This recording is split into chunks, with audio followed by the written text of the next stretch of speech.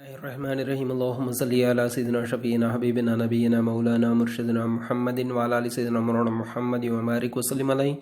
Wassalatu wassalamu alayka ya sayyidi ya murshidi ya rasulullah ya habiballah ya nabiyallah ya nurallah ya nur min nurullah sallallahu ta'ala alayhi wa alihi wa sallam.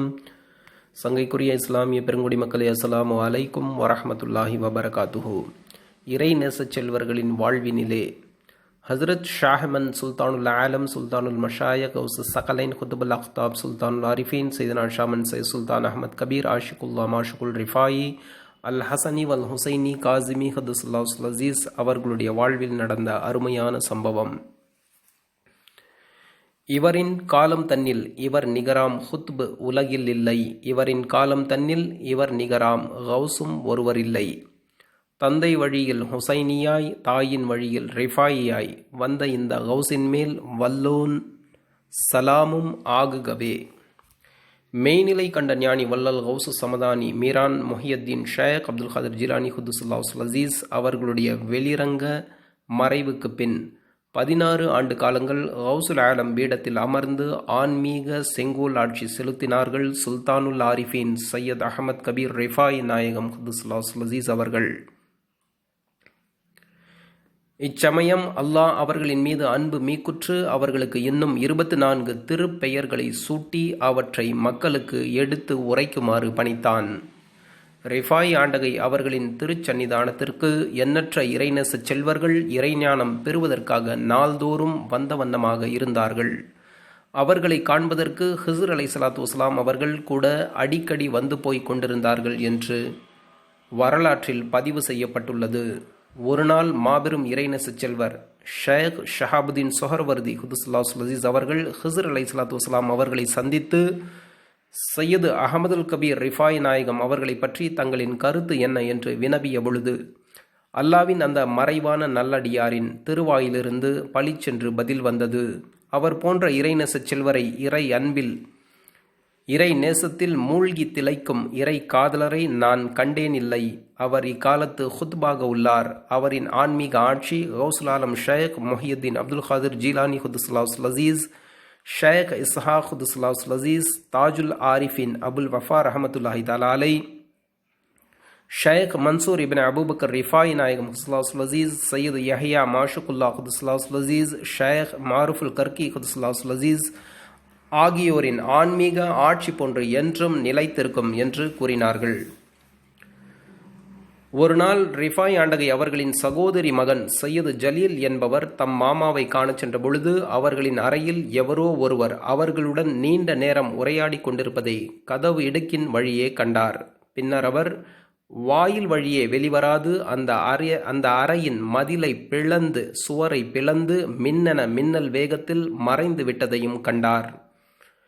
இதன்பின் உள்ளே சென்ற மருகர் தம் மாமாவை ரிஃபாயி நாயகத்தை நோக்கி தங்களுடன் நெடுநேரமாக பேசிக் கொண்டிருந்தாரே அவர் யார் என்று வினவினார்.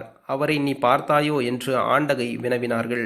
ஆம் என்று பதில் உரைத்தார் மருகர். அப்பொழுது ஆண்டகை அவர்கள் தம் மருகரை நோக்கி, அவர் பஹருல் முஹீத் என்னும் கடலை பாதுகாக்க அல்லாவால் நியமிக்கப்பட்டுள்ள 4 அவுத்தாதுகளில் ஒருவர்.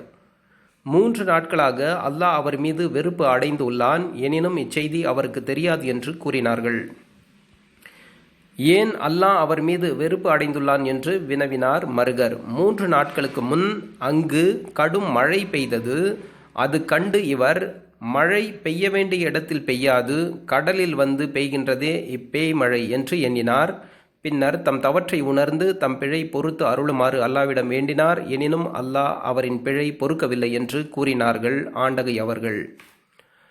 அல்லாஹ் அவர் மீது கொண்டுள்ள வெறுப்பையும் அவரின் பிழை பொறுக்காததையும் தாங்கள் அவர்களிடம் கூறினீர்களா என்று கேட்டார்கள். இல்லை, அதனை அவரிடம் எடுத்துரைக்காது நாணம் என் நாவுக்கு தாளிட்டது என்றார் ரிஃபாய் ஆண்டகை அவர்கள். அவ்விதமாயின் தாங்கள் அனுமதி அளிப்பின் நான் அதனை ஆற்றுகின்றேன் என்று சொன்னார் ஜலீல் அவர்கள். அப்படியா, நல்லது, உன் சட்டை கழுத்தை உன் தலைக்கு மேல் உயர்த்து என்றார் ரிஃபாய் ஆண்டகை அவர்கள். அவ்விதமே அவர் செய்தார். என்ன வியப்பு! அடுத்த கணம் அவர் பஹருல் முஹீத்தின் நடுவில் அமைந்த ஒரு தீவில் நின்று கொண்டு இருந்தார்.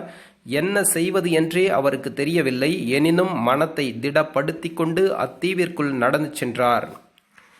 அங்கே ஒரு பெரியார் நின்று கொண்டிருந்தார். அவரை பார்த்ததும் தாம் சற்று முன் தம் மாமாவின் அறையில் பார்த்த அதே மனிதர் தாம் என்பதை விளங்கிக் கொண்ட அவர் அப்பெரியாரை அணுகி அவருக்கு சலாம் உரைத்து நிலைமையை எடுத்து உரைத்தார் ஜலீல் அவர்கள். அது கேட்டு அப்பெரியாரின் தளர்வுற்ற உடலெல்லாம் அதிர்ந்தது. மகனே, அல்லாவின் மீது ஆணையாக கேட்கின்றேன், நீ எனக்கு ஓர் உதவி செய்கின்றாயா என்று தளதளத்த குரலில் வினவினார் அவர். செய்கின்றேன் என்றார் ஜலீல் அவர்கள். நான் அணிந்திருக்கும் இந்த ஹிர்காவை எடுத்து நன்கு முறுக்கி என் கழுத்தில் இட்டு இறுக்கி என்னை முகக்குப்புற ஆக்கி கல்லிலும் கரடிலும் முள்ளிலும் செடியிலும் இழுத்துச் செல்ல வேண்டும். அல்லாவுக்கு மாறு செய்பவனுக்கு, அல்லாவின் நாட்டத்தில் குறை காண்பவனுக்கு இதுவே சரியான தண்டனையாகும் என்று கூறினார் அவர். அவ்விதமே செய்தார் ஜலீல். அப்பொழுது ஜலீல், நிறுத்தும் இழுப்பை. 7 வானங்களிலும் உள்ள அமரர்கள் அனைவரும் அவருக்காக இறைவனிடம் அல்லாவிடம் அழுது மன்றாடுகின்றார்கள். அதன் காரணமாக அல்லாஹ் அவரின் பாவம் பொறுத்து அவரை பொருந்தி கொண்டான் என்று அசரீரி முழங்கியது. சுப்ஹானல்லாஹ்.